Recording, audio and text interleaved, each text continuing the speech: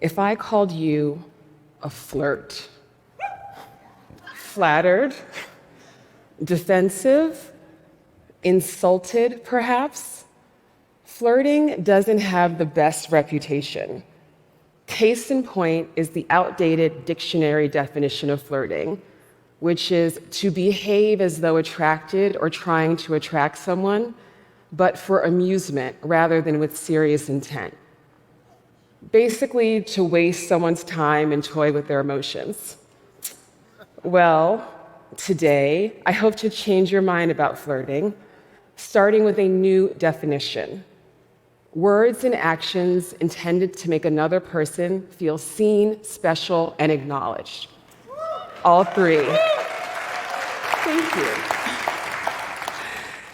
For the last 12 plus years, I've been helping people to fall in love and create lasting relationships. First as a matchmaker, and for the last decade, I've been coaching people to be their own matchmakers. As a love professional, I can assure you that many dating problems can be solved with flirting. Can't get a date? Flirt more. Always like them more than they like you? Date the ones who flirt back. Flirting gives you more agency over human connection. If you're single, it helps you to connect and fall in love. If you're partnered, it helps you to reignite or maintain the spark of chemistry that brought you together in the first place. In other words, flirting is a multi-purpose, customizable superpower. In popular culture, we've seen countless depictions of the super confident, sweet-talking style of flirting. But in real life, you don't have to be the most confident person in the room to be a good flirt. And if you associate being flirtatious with the pickup artist who comes across as creepy or insincere, to be clear, that is not what I'm advocating. Remember the definition that we're working with: making another person feel seen, special, and acknowledged, not objectified, creeped out, or potentially unsafe.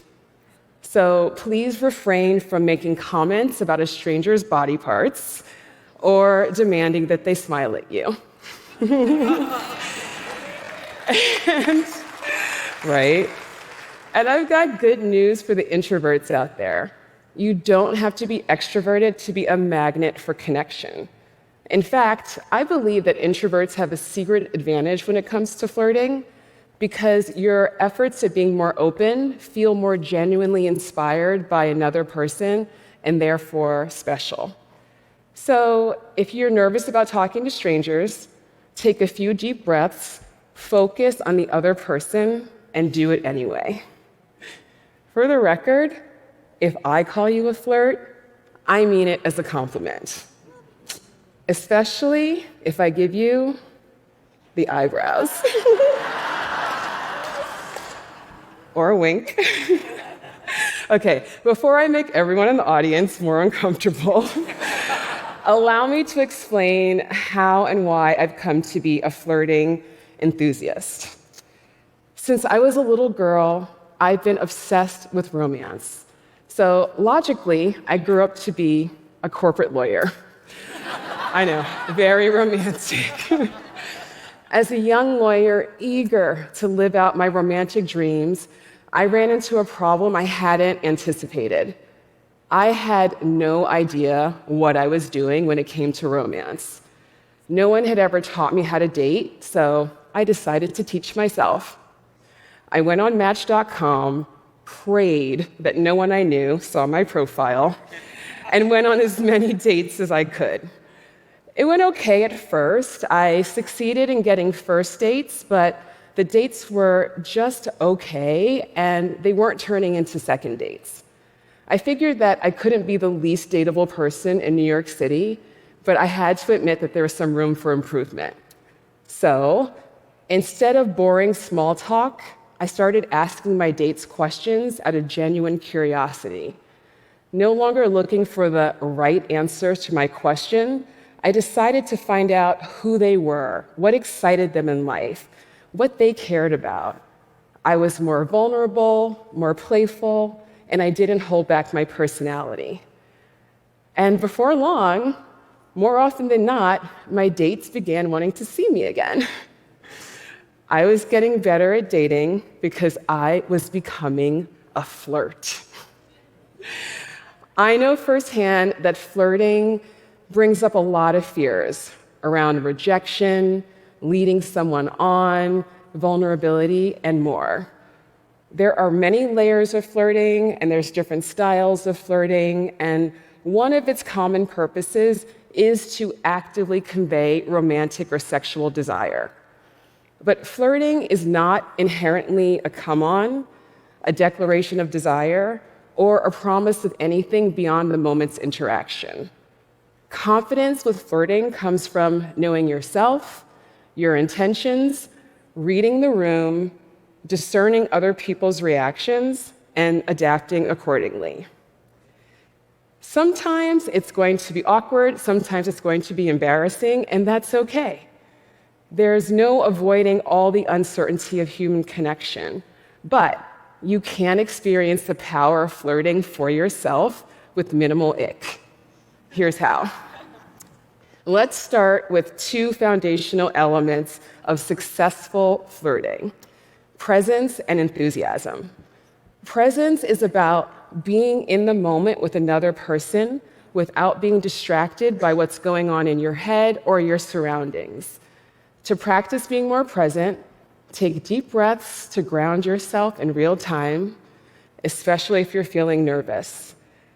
You can silently but powerfully communicate using your body language, your openness to connection, or not. So keep your phones down and your eyes up. Next is enthusiasm. By being enthusiastic, you have the ability to leave other people feeling good for having interacted with you. Your genuine smile can make someone's day. Even your unspoken appreciation for a shared moment of connection, no matter how brief, can often be felt. Lean into being the version of you who leaves other people with a smile on their face, and notice how much more magnetic you become. So once your vibe is right, here are 3 simple flirting styles you can start experimenting with. First is my personal favorite, and that is attentiveness or curiosity.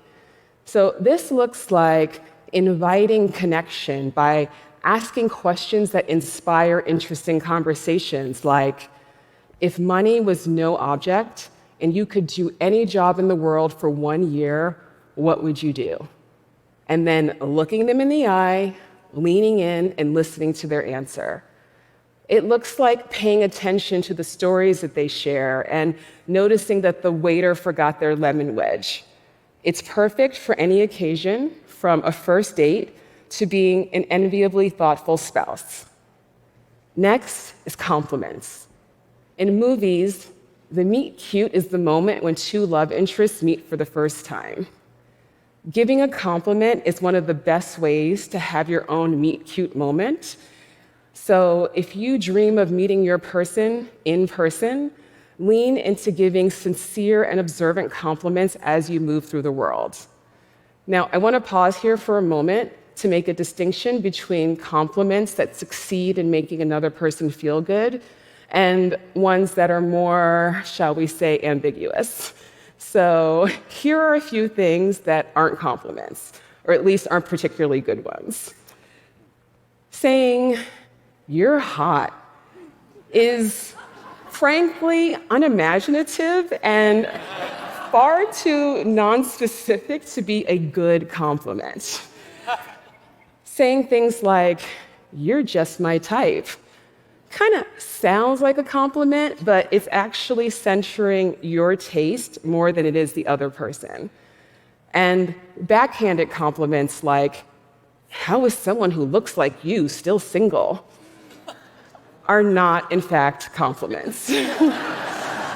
Stop and ask yourself, will what I'm about to say or do succeed in making this person feel seen, special, and acknowledged, or judged, objectified, and defensive.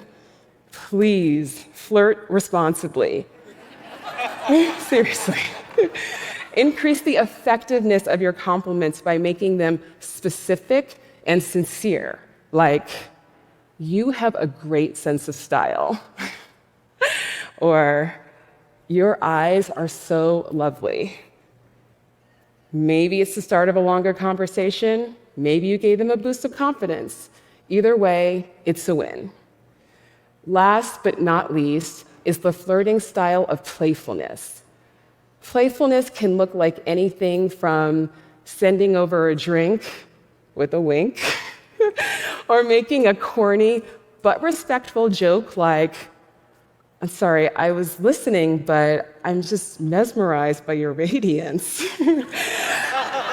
Or, if all else fails, eyebrows. Read the room, as results will vary, okay?